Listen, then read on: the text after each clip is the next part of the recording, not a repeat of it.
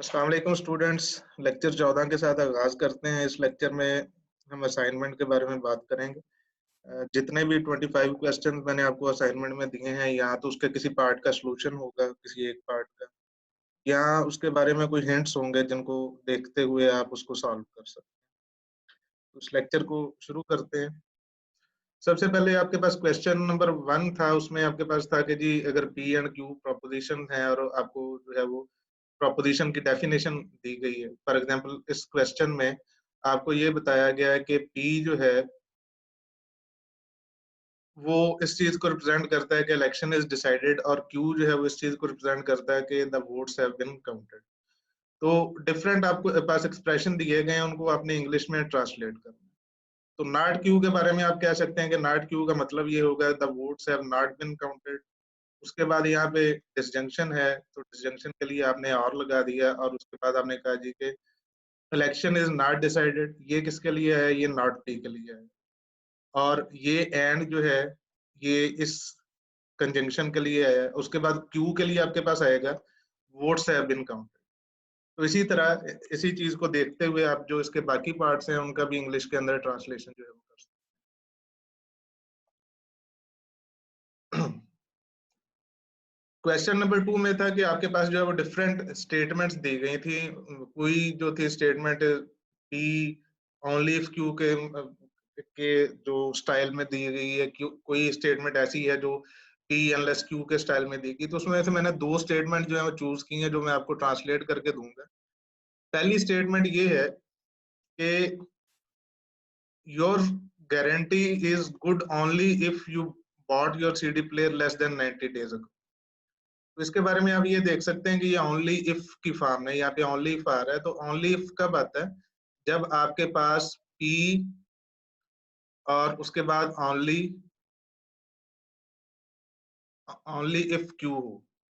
Only if Q, like ये आपके पास expression हो, तो तब आप कहते हैं जी कि जो शुरू वाला हिस्सा है वो पी है, और ओनली इफ के बाद वाला हिस्सा जो क्यू है। तो इसको अगर आपने P if P then Q की फॉर्म के अंदर ट्रांसलेट करना है और उसको इंग्लिश ही में आपने ट्रांसलेट करना है, तो आप पी जो है उसके साथ जो है वो इफ लगा देंगे। लाइक आप ये कहेंगे if your guarantee is good then you bought your CD player less than 90 days. तो इसकी ये ट्रांसलेशन यहाँ पे लिखी है कि if your guarantee is good then you bought your CD player less than 90 days. उसके बाद एक और स्टेटमेंट है इसी क्वेश्चन नंबर 2 में से, एक पार्ट है, मेरा ख्याल है कि ये आखिरी हिस्सा है उसका, कि Jan will go swimming unless the water is too. तो अनलेस के बारे में आपको जानते हैं कि इंग्लिश के अंदर अनलेस जो है वो निगेशन के लिए यूज हो रहा है। ठीक है, तो इसको जब हम करेंगे इफ पी देन क्यू की फॉर्म के अंदर ट्रांसलेट करेंगे, तो आप ये कहेंगे if the water is not too cold then Jan will go swimming. ठीक है, यानी अनलेस जो है वो नेचुरली उसके बाद जो आने वाला सेंटेंस है उसको नेगेटिव मीनिंग दे देता है, उसके साथ आपको नॉट लगाने की जरूरत नहीं पड़ती। ये अंडरस्टूड है कि अनलेस के बाद जो भी चीज आ रही है उसकी नेगेशन। तो बेसिकली फिर आप इस हिस्से को पी बनाएंगे और उसके साथ एक नेगेशन मार्क जो है वो लगाएंगे। इसका मतलब ये होगा नेगेशन मार्क लगाने का कि वाटर इज नॉट टू। तो उसके साथ आपने चूंकि पी वाले हिस्से के साथ इफ भी लगाना है, तो टोटल ट्रांसलेशन इसका जो बनेगा if the water is not too cold then Jan will go swim.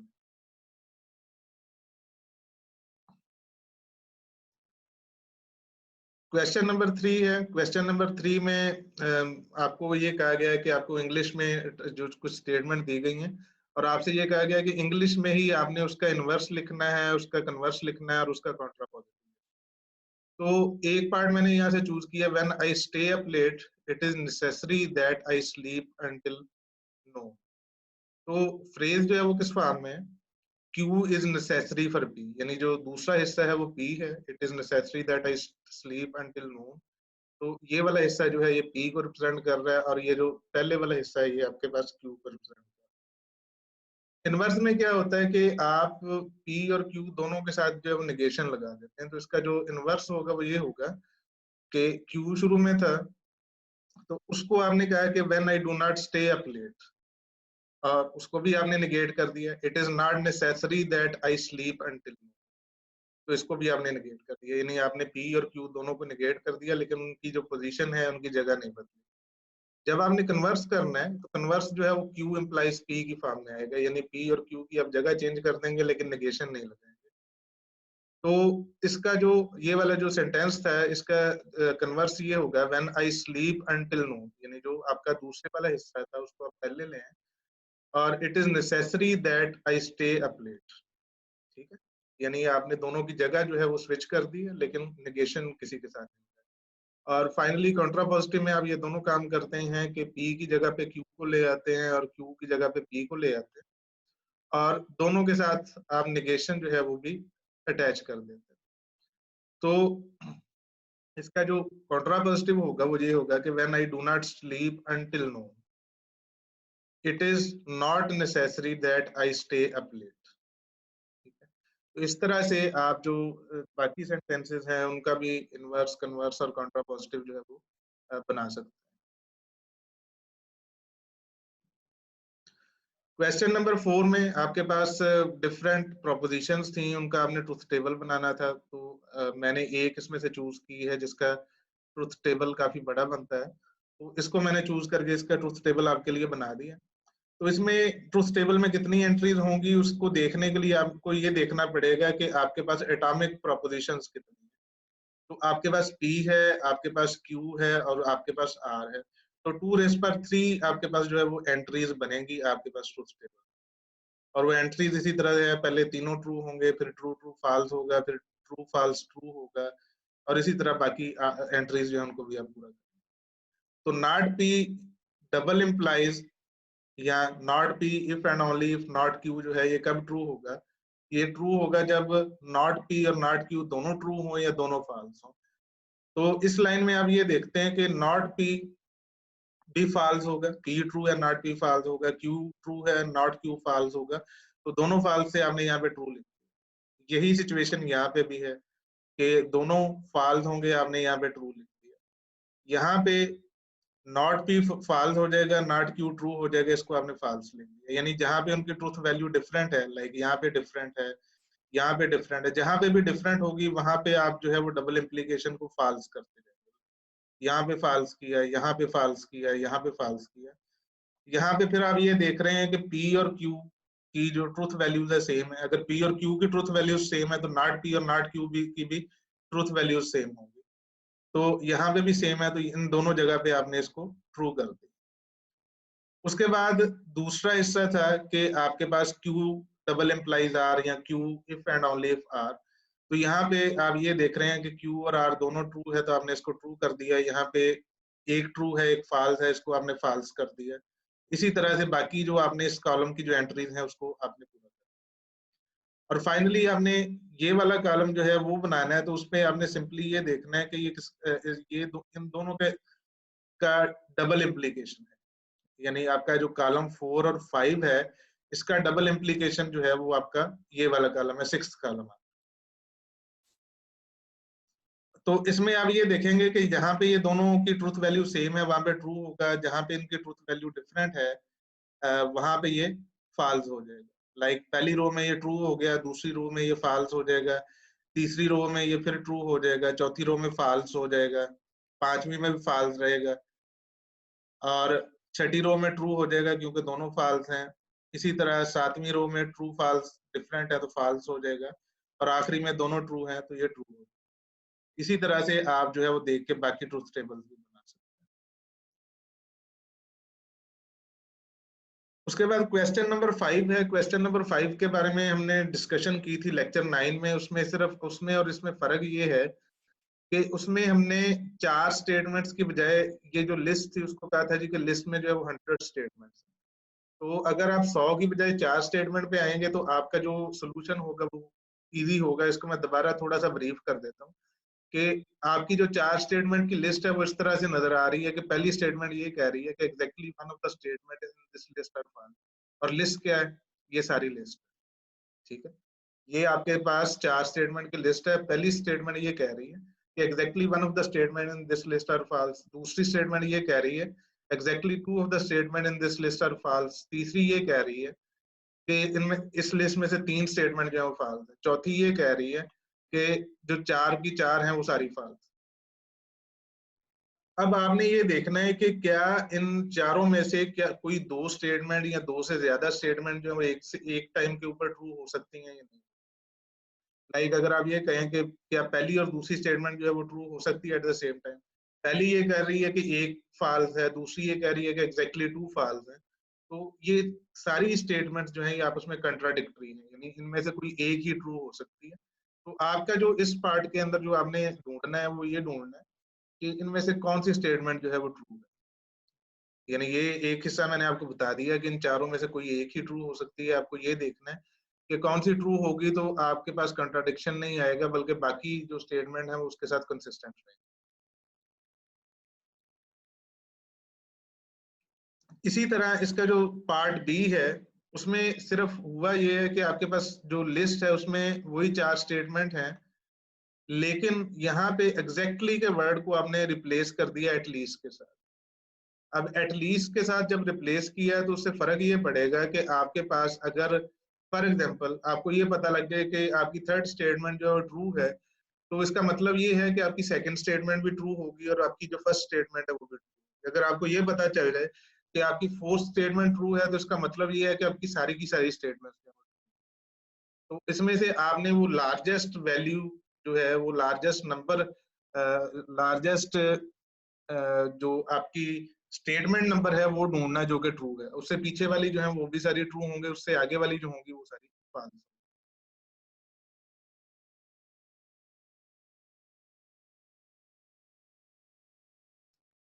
Part सी में हमने ये किया है कि जो आपकी लिस्ट थी वो बिल्कुल पार्ट बी वाली लिस्ट है, विद वन डिफरेंस के पार्ट बी में आपके पास चार स्टेटमेंट थी और पार्ट सी के अंदर जो है वो आपके पास तीन स्टेटमेंट है। तो जो आपका पार्ट बी का आंसर आएगा वो आपको बताएगा कि पार्ट सी जो है उसको कैसे लेके चलना है। उसमें जो पार्ट बी का आंसर होगा उसको, उस स्टेटमेंट को जाके अगर आप ट्रू करने की कोशिश करेंगे तो फिर भी कंट्राडिक्शन आएगी, अगर फॉल्स करने की कोशिश करेंगे तब भी कंट्राडिक्शन आएगी। यहाँ पे आप एक पैराडॉक्स के अंदर फंसते हैं। तो यहाँ पे आपने ढूंढना ये है कि आपका पैराडॉक्स जो है वो काम पे।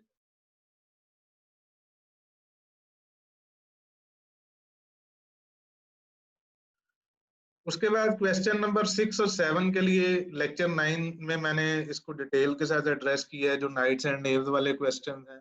और उसके अलावा नाइट नेव्स और स्पाइस वाले क्वेश्चन जो है एक एक दो दो एग्जांपल मैंने वहाँ पे जो है वो आपको करके दी हुई है। तो उसी को आप देखेंगे तो ये चीजें जो है वो आपके पास सॉल्व हो जाएंगी। वहां पे मैंने जो क्वेश्चन नंबर 7 में आप देखेंगे जहाँ पे नाइट्स नेव और स्पाइस वाला क्वेश्चन है, तो उसमें आपके पास ऐसे चांसेस भी होंगे जहाँ पे आपके पास मल्टीपल सॉल्यूशंस एग्जिस्ट करते हैं। तो इस चीज को आपने ध्यान में रखना है कि कहाँ पे आपके पास मल्टीपल सॉल्यूशन जो है वो एग्जिस्ट कर सकते हैं। लेक्चर 9 में मैंने कुछ एग्जांपल की थी, उसमें एक एग्जांपल ऐसी थी जहाँ पे आपके पास सॉल्यूशन एग्जिस्ट नहीं करता था, लेकिन जो मैंने आपको क्वेश्चन एक्सरसाइज में दिए हैं, आपकी असाइनमेंट में दिए हैं, उसमें कम से कम एक क्वेश्चन ऐसा है, क्वेश्चन नंबर 7 का कम से कम एक पार्ट ऐसा है जिसमें आपके पास मल्टीपल सॉल्यूशंस जो है वो एग्जिस्ट करते हैं। तो do watch out for this. उसके बाद क्वेश्चन नंबर 8 है। क्वेश्चन नंबर 8 में वो देखने के लिए आपने इन तीनों की स्टेटमेंट्स जो है वो देखनी है, और साथ में ये भी कहा गया है कि कोई भी जो इनोसेंट होगा वो गिल्टी नहीं हो सकता। ठीक है, लाइक आपको ये कहा गया है कि police have 3 suspect for the murder of Mister Cooper. ठीक है, मिस्टर स्मिथ हैं सस्पेक्ट्स में, मिस्टर जॉन्स हैं और Mister Williams. Smith, Jones and Williams each declare that they did not kill Cooper, यानी हर एक यही कह रहा है कि मैंने कूपर को जो है वो मर्डर नहीं किया। उसके बाद स्मिथ जो है उसके साथ ये भी कह रहा है कि the Cooper was a friend of Jones and that Williams disliked him. ठीक है, कि कूपर और जॉन्स जो है वो आपस में फ्रेंड हैं और जो विलियम है वो उसको डिसलाइक कर रहा है। दूसरी स्टेटमेंट ये है, जॉन जॉन ये कह रहा है कि he did not know Cooper and that he was out of town the day Cooper was killed, यानी कि वो कूपर को जानता ही नहीं था और जिस दिन कूपर का मर्डर हुआ वो टाउन में नहीं था। और तीसरी जो है विलियम की स्टेटमेंट है, वो ये कहता है कि ही saw both Smith and Johns with Cooper the day of the killing, यानी जिस दिन उसका मर्डर हुआ है उसने स्मिथ और जॉन्स दोनों को कूपर के साथ देखा है, एंड आइदर स्मिथ और जॉन्स मस्ट हैव किल्ड। तो इसके दो पार्ट हैं इसमें। पार्ट वन में ये कहा गया कि उनमें से कोई एक मर्डरर है, जो मर्डरर होगा वो झूठ नहीं बोलेगा, और जो इनोसेंट होंगे वो सॉरी, जो मर्डरर होगा वो सच भी बोल सकता है और झूठ भी बोल सकता है, और जो दूसरे दो लोग होंगे जो इनोसेंट हैं वो झूठ नहीं बोलेंगे। ठीक है। तो इसमें से हमने सिर्फ जो पार्ट ए है उसमें से सिर्फ ये देखना है कि क्या हम कोई एक ऐसा बंदा आइडेंटिफाई कर सकते हैं जो झूठ बोल रहा है। एक से ज्यादा अगर होंगे तो वो इसके सोल्यूशन में फिट नहीं आएंगे, क्योंकि सिर्फ जो एक मर्डरर होगा, जो सिर्फ एक बंदा होगा वही मर्डरर है और वही झूठ बोल। तो आप ये देख सकते हैं, यहाँ से मैं आपको हिंट दे देता हूँ कि स्मिथ की जो स्टेटमेंट है वो ये कह रहा है कि Cooper was a friend of Jones and, और दूसरे हिस्से को अभी छोड़ते हैं तो, और जॉन्स ये कह रहा है कि वो कूपर को जानता नहीं था। यहाँ पे जॉन्स और स्मिथ की जो स्टेटमेंट है उसमें कंट्राडिक्शन आ गया। इसका मतलब ये हुआ है कि जॉन्स और कूपर में से कोई एक जो है वो सच बोल रहा है, दोनों सच्चे नहीं हो सकते। और विलियम ये कह रहा था कि he saw both Smith and Johns with Cooper at the day of killing। ठीक है। इसको अगर आप देखें कि विलियम ये कह रहा है कि उसने स्मिथ को और जॉन्स को दोनों को at the day of killing उसके साथ कूपर के साथ देखा था, लेकिन जॉन्स ये कह रहा है कि जिस दिन मर्डर हुआ था he was out of town. तो इसकी स्टेटमेंट का ये हिस्सा जो है ये कंट्राडिक्ट कर रहा है विलियम की स्टेटमेंट के साथ। ठीक है। तो इसका मतलब ये है कि अगर कोई एक बंदा ऐसा है जिसको लायर होना चाहिए, तो वो आपने इसमें से देखना है, इसमें से जज करना है कि कौन एक लायर हो सकता है। वो आपके पार्ट ए का जो है वो सोल्यूशन बन जाएगा। पार्ट बी का सोल्यूशन थोड़ा डिफरेंट भी बन सकता है, उसके बारे में सोचें। उसके बारे में आपको सिर्फ ये सोचना है कि पार्ट बी में या क्वेश्चन में आपको कहीं भी ये नहीं कहा गया कि आपके जो गिल्टी हैं या आपके जो मर्डरर हैं वो एक ही होगा, एक से ज्यादा नहीं होगा। पार्ट ए के लिए कहा गया, लेकिन पार्ट बी के लिए ये नहीं कहा गया कि आपका जो मर्डरर होगा वो एक से ज्यादा नहीं हो सकते। तो उसको आपने इस लिहाज से सोचना है और उसका सोल्यूशन जो है वो।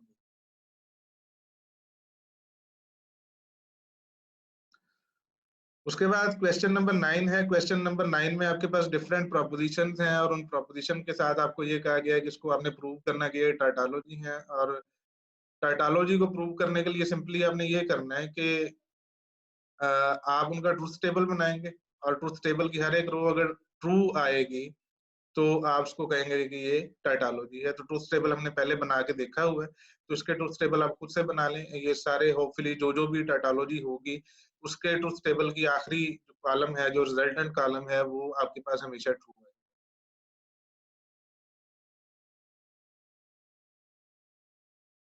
क्वेश्चन नंबर 10 और 11 जो है उसको मैंने इकट्ठा एड्रेस किया है, दोनों सिमिलर थे। Let Q of x be the statement के x plus one is greater than 2x, यानी एक्स में अगर एक ऐड करें तो वो बड़ा होता है देन द ट्वाइस एक्स। ठीक है। तो इसके बारे में आपसे ये क्वेश्चन पूछा गया कि जो कुछ नीचे आपको प्रोपोजिशन दी गई है उनमें से आपने ये देखना है कि कौन सी प्रोपोजिशन जो है वो ट्रू है और कौन सी फॉल्स है। उनमें से एक मैंने चूज की है, for all X not Q X. इसका मतलब ये है कि for every value of X not Q X. ठीक है। इसका मतलब ये हुआ कि for every value of X this predicate this predicate is false. ठीक है। नॉट क्यू एक्स का यही मतलब हुआ है कि for all value of X this predicate is false. लेकिन इसको हमने अगर फॉल्स प्रूव करना है तो हम एक काउंटर एग्जांपल सिंपली दे सकते हैं। तो अगर एक्स की वैल्यू जो है वो -2 हो, तो -2 प्लस वन जो है, -2 प्लस वन -1 बनेगा, और 2 इंटू -2 जो है वो -2 बनेगा। और ये जो एक्सप्रेशन है ये आपका ट्रू हो जाएगा, यानी ये वाला एक्सप्रेशन आपका ट्रू हो जाएगा। तो आपने एक काउंटर एग्जांपल दे दी, तो इसका मतलब ये है कि ये वाली जो आपका एक्सप्रेशन था, ये वाली जो प्रोपोजिशन थी, ये फॉल्स। उसके बाद आपने ये करना है कि आपके पास यही प्रेडिकेट है कि x plus one is equal two is greater than 2x। आपने D1 फाइंड करना है which is subset of Z, और D1 जो है उसको भी इनफाइनाइट होना चाहिए, for which for all x q of x is true, and find an other infinite subset D2 that is a subset of Z, for which for all x not q of x is true। तो ये जो question number 10 का मैंने आपको solution दिया है, इसी को अगर आप इंटरपोलेट करेंगे, लाइक आप इसको नेगेटिव नंबर के साथ देखेंगे क्यू ऑफ एक्स की क्या वैल्यू आएगी, और इसी तरह उसके जो डिफरेंट जो जीरो से बड़े नंबर्स हैं उनके लिए क्यू ऑफ एक्स की क्या वैल्यू आएगी, तो आपको D1 और D2 मिल जाएंगे, जो कि दोनों इनफाइनाइट होंगे। एक के लिए for all x Q of x 2 होगा और दूसरे के लिए for all X not Q of x जो है।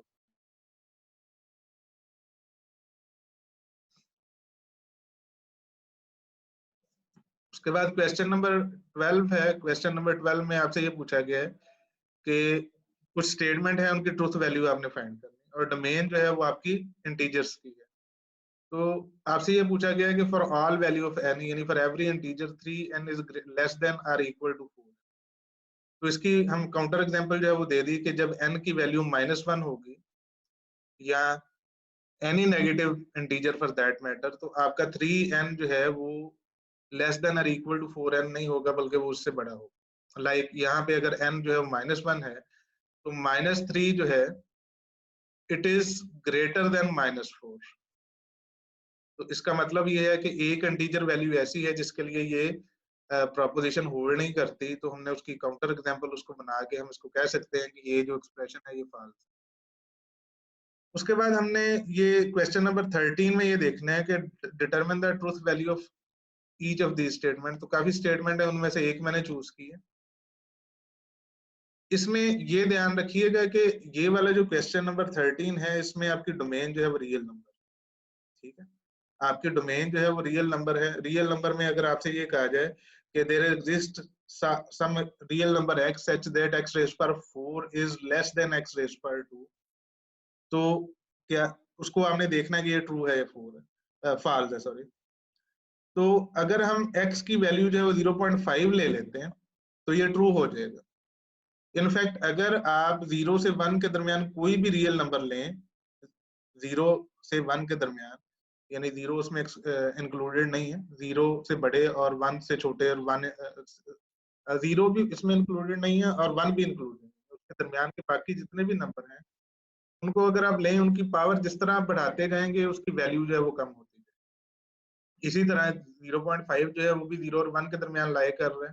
इसकी पावर अगर आप 2 करेंगे तो ये 2.5 बन जाएगा, अगर इसकी आप 3 करेंगे तो ये 0.125 बन जाएगा, अगर 4 करेंगे तो 0.06 समथिंग बन जाएगा, जबकि x का सिर्फ स्क्वायर करेंगे तो ये 0.25 बन जाएगा। तो इसका मतलब ये है कि आपने एक ऐसा इंस्टेंस जो है वो ढूंढ लिया है जब जिस पे ये जो प्रेडिकेट है आपका ट्रू है, तो आप ये कह सकते हैं कि there exist some x in real number such that x raise पर 4 is less than x raise पर 2।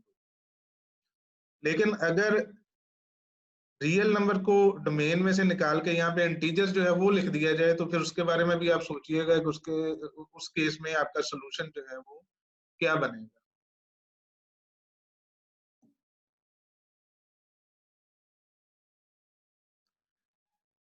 उसके बाद क्वेश्चन नंबर 14 है और 15 है।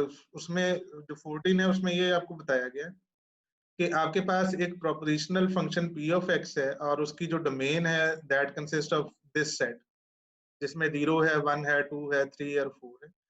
तो आपने जो प्रोपोजिशंस दी गई हैं उनको डिसजंक्शन, कंजंक्शन और नेगेशन की फॉर्म में, तो एक मैंने चूज की है, not there exist x such that px।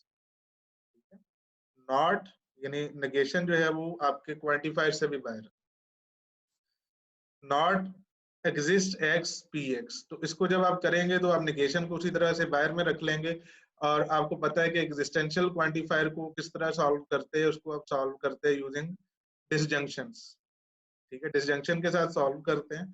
तो आप हर एक वैल्यू को प्लग करेंगे p के अंदर, p0, p1, p2, p3 और p4, और उन सारी वैल्यूज के दरमियान में आप डिसजंक्शन लगाएं।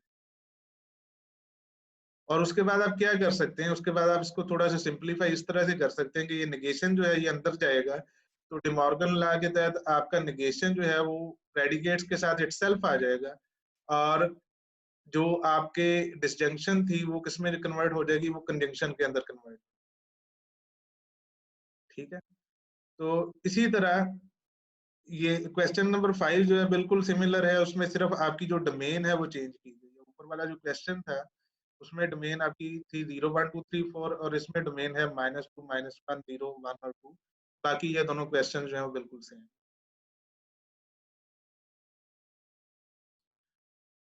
उसके बाद क्वेश्चन नंबर 16 है, उसमें आपने ट्रांसलेशन करना है यूजिंग प्रेडिकेट्स, क्वांटिफायर्स और लॉजिकल कनेक्टिव्स अगर domain consist of all people. तो इसमें से मैंने जो सेंटेंस चूज की है ट्रांसलेशन के लिए वो ये है, not everybody is your friend और समवन इज नॉट परफेक्ट। ठीक है, not everybody is your friend और समवन इज नॉट परफेक्ट। तो मैंने इसके लिए प्रेडिकेट्स डिफाइन किए हैं। परफेक्ट एक्स का मतलब ये है कि X is perfect, friend x का मतलब ये है कि एक्स इज योर फ्रेंड।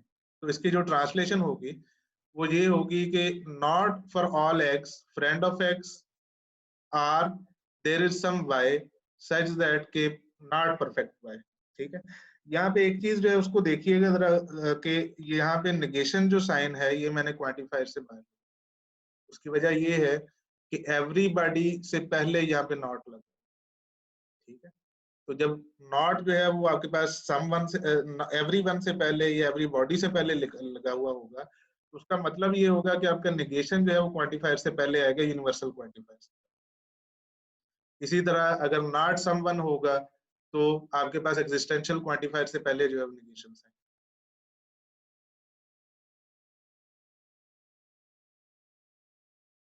उसके बाद क्वेश्चन नंबर 17 है, कुछ सिस्टम स्पेसिफिकेशन है जिसको आपने इंग्लिश के अंदर ट्रांसलेट करना है और आपको जो प्रेडिकेट्स हैं उनकी डेफिनेशन गिवन है।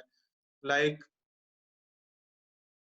एक प्रेडिकेट है एस ऑफ एक्स वाई, इसका मतलब ये है कि X is in state Y और एक्स और वाई की जो डोमेन है वो कंसिस्ट करती है all systems and all possible states. यानी एक्स जो होगा वो ऑल सिस्टम्स की डोमेन में से वैल्यू लेगा और वाई जो है वो ऑल स्टेट में से वैल्यू लेगा।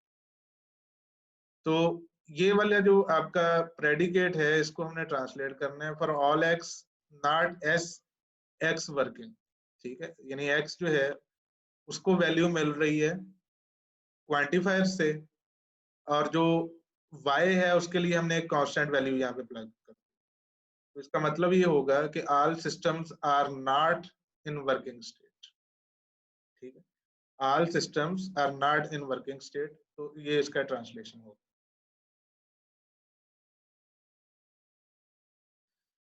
क्वेश्चन नंबर 18, उसके बाद स्पेसिफिकेशन हैं उनको इंग्लिश में आपने ट्रांसलेट करना है, बिल्कुल 17 की तरह ये क्वेश्चन है। आपके पास प्रेडिकेट्स गिवन है, एफ ऑफ पी का मतलब ये है कि printer P is out of service. P of P का मतलब ये है कि printer P is busy. L of J का मतलब ये है कि print job J is lost and Q of J का मतलब ये है कि print job J is queued. और आपके पास ये एक्सप्रेशन है जिसको आपने इंग्लिश के अंदर ट्रांसलेट। तो इसका मतलब क्या होगा, अगर आप लेफ्ट साइड को देखें कि देयर इज सम जे। ठीक है, जे जो है वो जॉब्स में से आपके पास वैल्यू ले रहा है, ऑल जॉब जो प्रिंट जॉब्स हैं उनमें से value. If there is some job that is queued and lost, then some p, yeah, there is some printer that is not working, yeah, that is sorry f of p का मतलब ये है कि that is out of service। ठीक है, तो इसका जो ट्रांसलेशन होगा, if some jobs are queued and lost then there's some printers, yeah, there is at least one printer that is out of service, yes, some printers are out of service।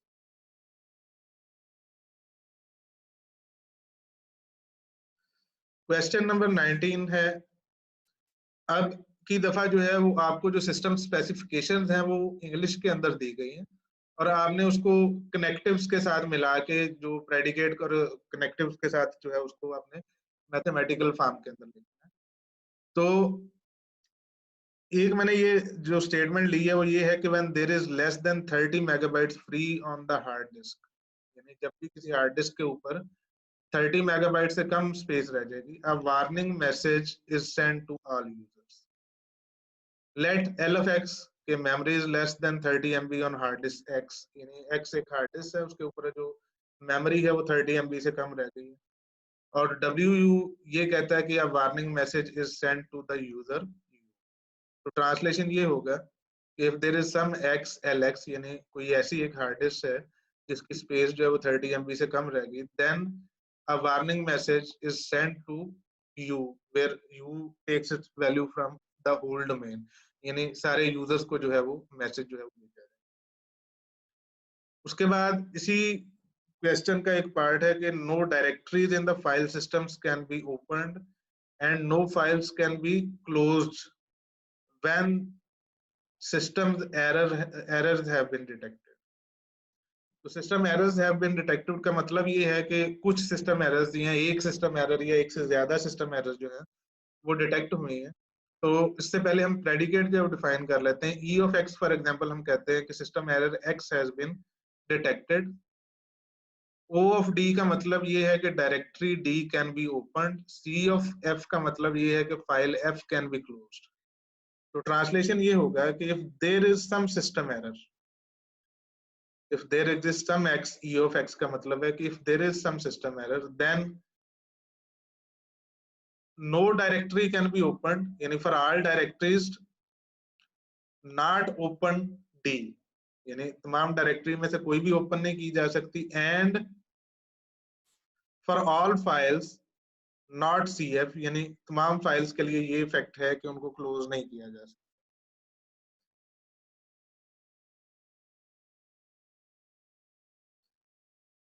उसके बाद question number 20 है, फिर उसी तरह से system specifications हैं, उनको आपने ट्रांसलेट करना है। तो एक जो स्पेसिफिकेशन है कि at least one mail message among the non empty set of messages can be saved. यहाँ पे आप ये देख सकते हैं कि एटलीस्ट वन या सम जो है वो एग्जिस्टेंशियल क्वांटिफायर के लिए। तो हम ये कहते हैं कि लेट एम ऑफ एक्स जो है वो एक प्रेडिकेट है, message x can be saved, और एच डी जो है वो एक प्रेडिकेट है, वो ये कहते हैं कि डिस्क डी है more than 10 KB of space. तो हम ये कहते हैं कि अगर किसी एक डिस्क के ऊपर 10 KB से ज्यादा स्पेस है तो there would be some message, यानी एटलीस्ट वन के लिए हम एग्जिस्टेंशियल ही यूज करेंगे, दैट कैन बी सेव्ड।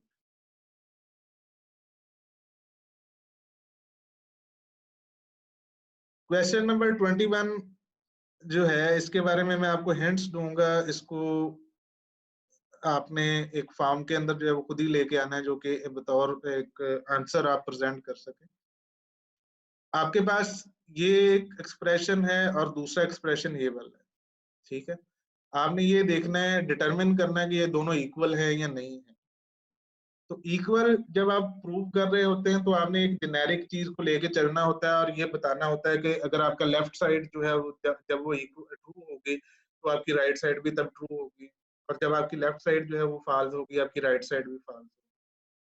तो लेकिन अगर आप इसको डिसप्रूव कर रहे हैं तो आपको सिर्फ एक काउंटर एग्जांपल चाहिए। आप P और Q जो आपके प्रेडिकेट्स हैं उनकी कोई भी डेफिनेशन ले सकते हैं। आप जो X है जो आपका वेरिएबल है, क्वांटिफाइड वेरिएबल है, उसके लिए कोई भी डोमेन जो है वो सपोज कर सकते हैं। तो काउंटर एग्जांपल जो है वो इजी होती है गिवन दैट कि आपको ये पता लग जाए कि ये चीज जो है वो प्रूव होनी है या डिसप्रूव। तो जो लेफ्ट वाली जो आपका एक्सप्रेशन है इसका मतलब क्या होगा, लाइक अगर x की वैल्यू जो है 1 और 2 है सिर्फ, यानी x की डोमेन दो इंटीजर्स हैं 1 और 2, तो ये जो है एवेलुएट होगा p of 1 implies q of 1 and p of 2 implies q of 2।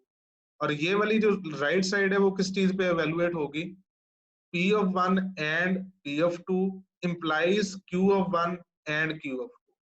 तो देखना ये है कि ये दोनों इक्विवेलेंट है या नहीं है। तो मैं आपको सिर्फ हिंट दे रहा हूँ कि सपोज के जो x की डोमेन है उसमें एक एलिमेंट y है, ठीक है, such that py is true and qy is false, ठीक है। और एक और एलिमेंट है z जो कि डोमेन का हिस्सा है, such that pz is false and qz is false। तो इन दोनों वैल्यूज को लेके y और z को आप अज्यूम करके ये देखेंगे कि आपका जो लेफ्ट वाला एक्सप्रेशन है, ये वाला एक्सप्रेशन ये ट्रू होगा या फॉल्स होगा, और एट द सेम टाइम जो है ये वाला एक्सप्रेशन जो है वो y और z के लिए ट्रू होगा या फॉल्स।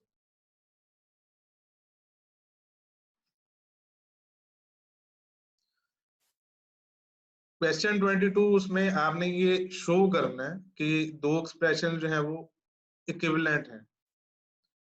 तो इसके लिए भी एक तरीका ये होगा कि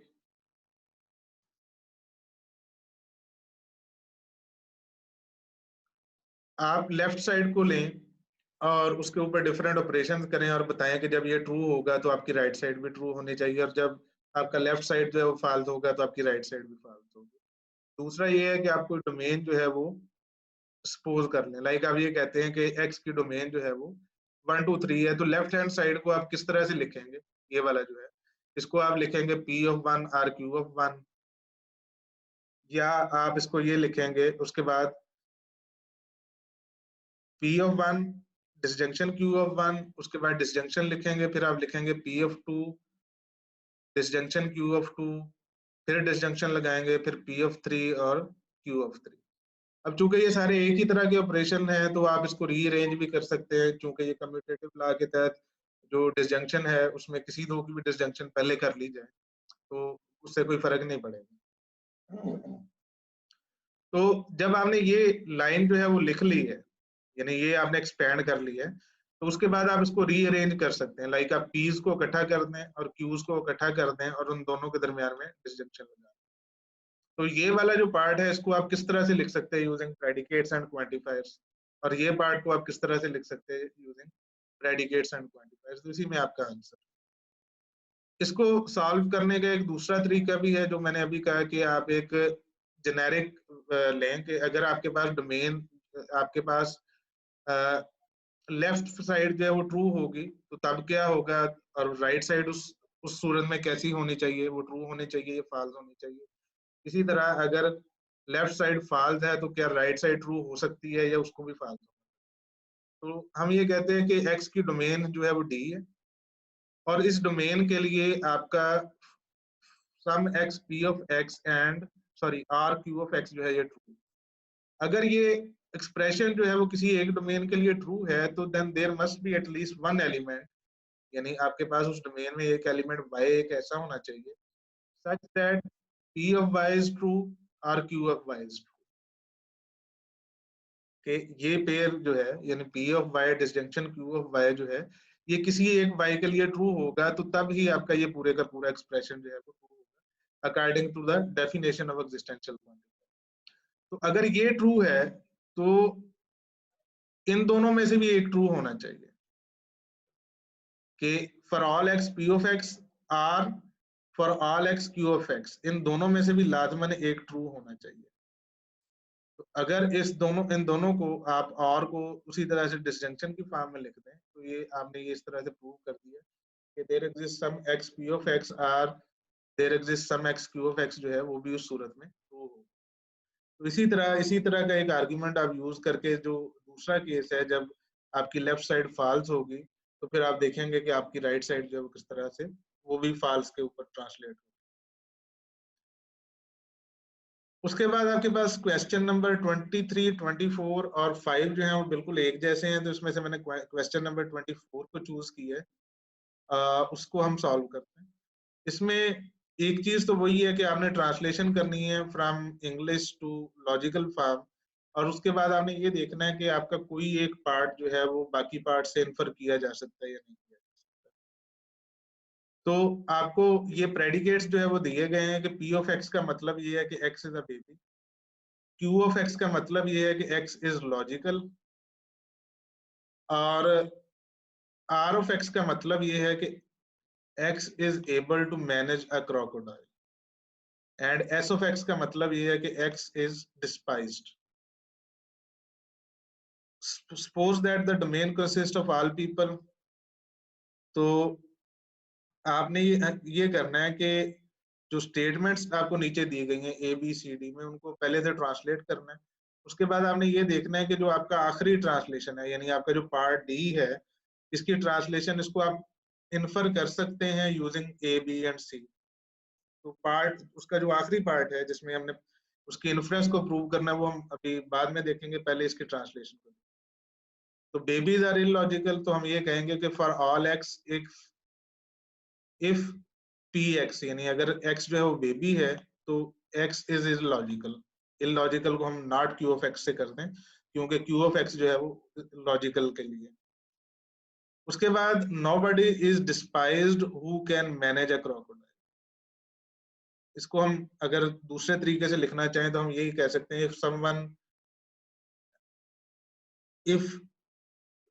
if a person can manage a crocodile he is not डिस्पाइज्ड।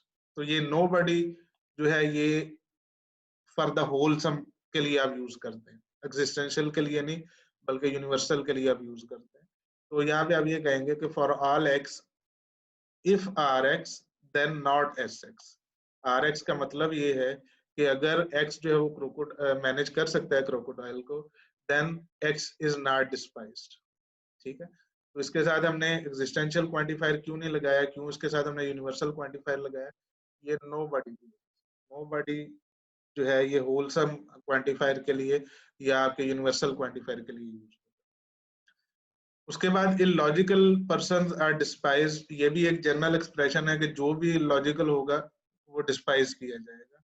तो हम यहाँ पे कहते हैं कि for all x if not logical x then despised x. उसके बाद ये है कि babies can not manage crocodile. For all x, यानी जो भी कोई अगर बेबी होगा, for all x if P of x, यानी अगर x is a baby then not R एक्स, x x can not manage a crocodile. अब इसका जो आखिरी पार्ट है जिसमें हमने ये देखना है कि क्या पार्ट डी जो है उसको ए बी और सी से इन्फर किया जा सकता है या नहीं किया जा सकता। तो इसके बारे में आप ए बी सी की जो ट्रांसलेशन है उसको हमने यहाँ पे लिख दी है। लाइक ये ए बी और सी की ट्रांसलेशन है और ये डी है, और आपसे ये कहा जा सकता ये कहा जा रहा है कि अगर आपके पास ये प्रेमिसेस हो ए बी और सी, तो क्या आप ये कह सकते हैं कि therefore P of X implies not R of X. तो इसमें देखने वाली बात ये है कि ये जो इन्फ्लुएंस है इसमें सबसे पहले आप ये देखते हैं कि आपके पास कोई एटॉमिक प्रोपोजिशन नहीं है। एटॉमिक प्रोपोजिशन नहीं है तो उसका मतलब ये है कि आप कोई मॉडस पोनेंस भी नहीं लगा सकते, आप मॉडस टॉलेंस भी नहीं लगा सकते, या सिंप्लीफिकेशन भी नहीं लगा सकते, क्योंकि उसमें आपके पास डिसजंक्शन या कंजंक्शन वगैरह जो है चाहिए होती। तो एक रूल जो आप अप्लाई कर सकते हैं वो हाइपोथेटिकल सैलोजिज्म। ठीक है, तो आप ये देखते हैं कि अगर P of x implies not Q of x, और यहाँ पे जो C पार्ट है उसमें है not Q of x implies S of x। अगर इन दोनों को आप इकट्ठा लिखें, लाइक आपने स्टेप नंबर 1 में बताया कि for all x P of x implies not Q of x, ये कहाँ से आया? ये आपकी प्रेमिस 1। इसी तरह आपने ये लिखा है कि for all x not Q of x implies S of x, ये आपकी प्रेमिस 3। और आपको ये पता था कि हाइपोथेटिकल सिलोजिज्म में अगर P इम्प्लाइज Q हो और Q इम्प्लाइज R हो तो उससे आप ये इन्फर कर सकते हैं कि P इम्प्लाइज R। तो यही हमने यहाँ पे किया है नंबर 3 पे, सीरियल नंबर 3 पे, कि हमने 1 और 2 के ऊपर हाइपोथेटिकल सिलोजिज्म लगाया और हमने ये कहा कि P ऑफ X जो है ये इम्प्लाई कर रहा है S ऑफ X। उसके बाद हमने जो हमारी प्रेमिस रह गई थी उसको यहाँ पे लिख लिया है। वो प्रेमिस थी प्रेमिस नंबर 2, उसमें हमारे पास ये था कि R of X implies not S of X। अब हमें कोई क्लियरली आगे जाने के लिए चीज नहीं मिल रही, क्योंकि यहाँ पे भी P ऑफ X जो है वो कह रहा है 3 में कि S ऑफ X है, और S ऑफ X जो है किसी और की आपके पास जो है वो प्रेमिस में नहीं है या प्री कंडीशन में नहीं है। तो आप ये कर सकते हैं कि जो ये वाला जो आपके पास प्रेमिस नंबर 2 है या आपकी स्टेटमेंट नंबर 4 है, इसका कॉन्ट्रा पॉजिटिव ले सकते हैं। आपको पता है कि अगर एक इम्प्लीकेशन जो है वो ट्रू होगी तो उसका कॉन्ट्रा पॉजिटिव जो है वो भी ट्रू होगा, ये आपने ट्रूथ टेबल्स के जरिए भी देखा है। तो हम 5 में ये कहते हैं कि इसका कॉन्ट्रा पॉजिटिव को लिखते हैं। ठीक है, यानी अगर 4 ट्रू है तो उसका कॉन्ट्रा पॉजिटिव जो है वो भी ट्रू होगा, तो उसको हमने यहाँ पे लिख दिया। और अगर अब हम यहाँ से ये मिलाएं कि P of X implies S of X और S of X implies not R of X, तो इनके ऊपर अगर हम हाइपोथेटिकल सैलोजिज्म लगाएं 3 और 5 के ऊपर, तो हमें ये मिल जाता है कि for all X P of X implies not R of X।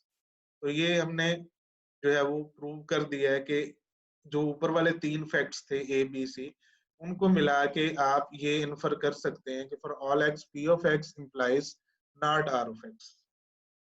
तो ये आपके असाइनमेंट का वाक थ्रू था। इसमें मेरे ख्याल में आपको असाइनमेंट के जो क्वेश्चन है उनको सॉल्व करने में काफी आसान।